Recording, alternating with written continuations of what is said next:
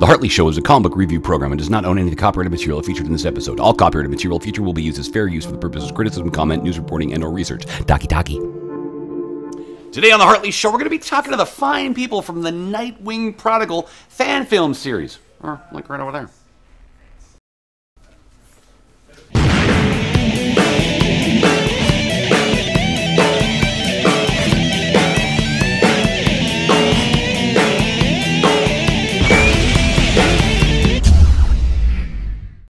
It was quite fascinating for me, being a giant super geek, seeing how you incorporated all of the elements of sort of Nightwing throughout the ages. Almost, I mean, you almost included everything, but I'm going to spoil something. But there was no chainmail underwear that I saw anywhere. Right. I mean, well, you didn't see that shot. You didn't see that shot. That was day two. There's no chainmail underwear, right? Yeah, I think, no, there's no chainmail. Or scaling underwear, whatever the heck. I can't promise. I don't know. If the fans want it, then we'll put it in there. There's still one more day of shooting. Yeah. So, I mean, if you want we could do it. Then... but I really, like, between me and JD writing it, like, you know, this is not an origin story. Like, we really jump in, like, to a world that's already created, and we wanted to write it like a comic book series. So it's 4 episodes. You know, each episode is basically like an issue of a comic. So you're jumping in, the world's already established, the story is beginning, and the story ends in episode 4, but it very much could continue just as an ongoing comic series would. And there's a lot of references to other events and famous Batman storylines, and lots of little Easter eggs if you like looking for that stuff. And yeah, so I hope that Batman fans see the love and respect that I have for the universe and the source material. And yeah. It's kind of hard to miss, actually. I think really is what it comes down to. Well, sitting on set, Brady and a couple other guys on set, they were just like, some of the things, like, I know a little bit about Batman, nothing compared to what these guys know. They'd sit there and they'd be like, no, this was this, and this was better, and no, you're so wrong. Like, it's just the level of knowledge these guys have. It's incredible. So there's nobody who could have done a better job at this than these guys. And your favorite era of Nightwing? I actually really like the new stuff they're doing. I really like the new 52 stuff. There's like touches of that in the series for sure, and I actually got to talk to Kyle Higgins, who wrote the new 52 after the trailer came out, which was great. So yeah, and I talked to Scott Snyder, and So they were enthusiastic about the trailer then? Yeah. Snyder was something though, different, right? but yeah. It's no unofficial endorsement. Yeah, of course. But I mean, they're cool. They're cool guys. Tech. I'm gonna give us some technical note. What did you film on? Tech things. We were actually shooting on Canon 6Ds. Which is just a camera that I hour now back for what it's capable of. Do close lenses. My DP, Bruce Borland, is just an amazing guy, He's IATSE through and through. He's a phenomenal camera operator, and his level of perfectionism is just perfect. So you give Bruce a great camera and a huge bag of lenses, and then that's the thing, I miss all these conversations because I'm running around with Bruce and we're rigging lights. Like, I built all the sets that you see in this show, I designed and built.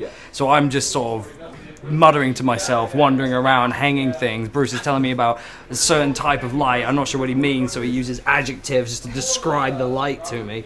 And we're just running around trying to make sure that we create this universe that people can recognize. Like, oh yeah, that looks like the comics. That's how that would appear in the comics. That's how the background would be drawn. That's how they would produce color on the back wall like that. So my whole experience of filming it was just kind of running around trying to make it look as perfect as possible, and then running in and telling him that he's ready.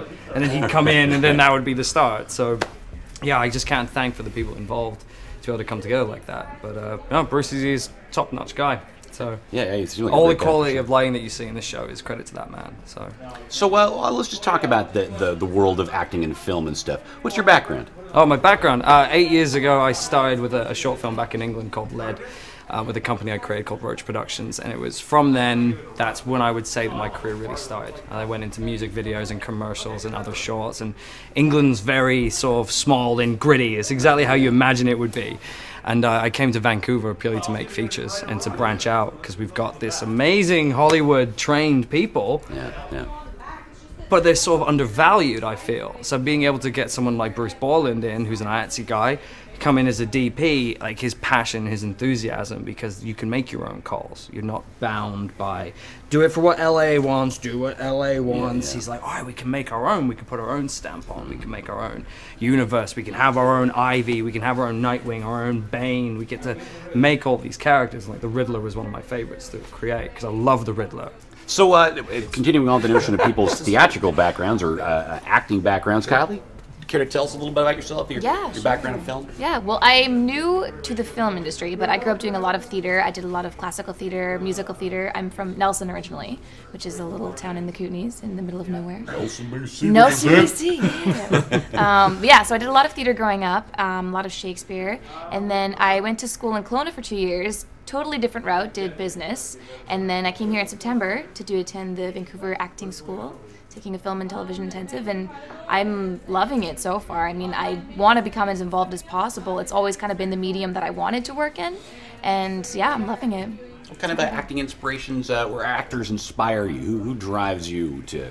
Who gave you the inspiration to go out and pursue the world of acting? Oh, that's a really, really good question. Well, right now, I really, really love Jennifer Lawrence. I think that she's fabulous. A lot of the work she's done is just amazing, and she's such a cool person. I mean, you just watch her in interviews and at the awards shows, and she's just a bundle of fun. A bundle of fun, is that a thing? I don't know. It is now. It is now. A big bundle with Jennifer Lawrence in a bag. Oh. God, I hope she doesn't see this. Sounds like a sociopath's dream.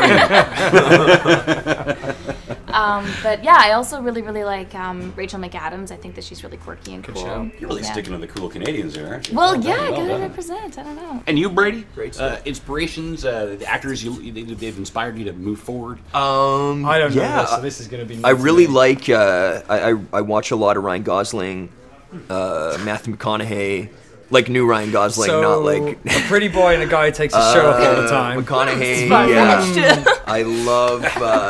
I love Christian Bale, of course. I'm growing this Batman Begins beard here.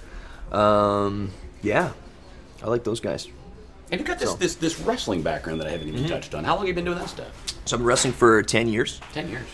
So I started really young. I was one of the youngest in Canada, and I've performed in Japan and Mexico and through the U.S. and for WWE, and yeah, I basically grew up in the wrestling business, you know, spending my most formative years in that business, and it was cool, so it's good. Malibu Brady, is that the Brady the Malibu. Brady Malibu. The swimsuit model. Okay, right. Yeah, it's fun. I get to be the bad guy. Oh, it's worth mentioning Aidan Pringle, actually, who plays Bane. Aidan Pringle is one of the most devout professional. I haven't got nothing but good things to say of the guy. A monster of a man. He's huge. He is a tank, but he is such a gentle giant, and his whole working attitude when he's on set is just amazing. And credit to Lindsay McMillan, who's the makeup artist who did. So fantastic. Oh my God, she was in makeup for what, 6-7 hours, and that's eight some days just for Ivy. So worth it, worth every second. Yeah. Oh, she's incredible. So all credit where credit's due. All the makeup you see is her. Me setting her really crappy drawings on napkins, and Brady just like picking the most voluptuous high-end comic book stills. Yeah. So she got like a napkin and a comic still, and then what you see is what she created. And so big credit to them, and also to Brian for making the costumes. Definitely. So anything you guys want to get out before we wrap it up here? Anything you just need to talk about? I just want to thank ECCW Wrestling really for providing so many guys who are just up for coming down and getting smacked in the face by him. Like we had we had the Birdman come out and sit on call for 12 hours to come out into a parking lot and let Brady just lance him in the face. It was like, thanks, buddy. So like the support we've had from everyone has just been amazing. Like all we could do is give people food and all of our thanks, but like the professionalism that this city has on a tiny level. All those PAs you see who are just lurking around, hiding behind generators. That was you once. That was me once. Yeah. That's exactly how I met all of these guys, was from PA work. But a lot of those people who are sort of weighing in the wings is projects like this that give me so much faith that it's not all dominated by money. There is so much passion, and that you can get it done. Kylee, final thoughts? Yeah, well, I was going to touch on the whole wrestling incorporated into the film or the project.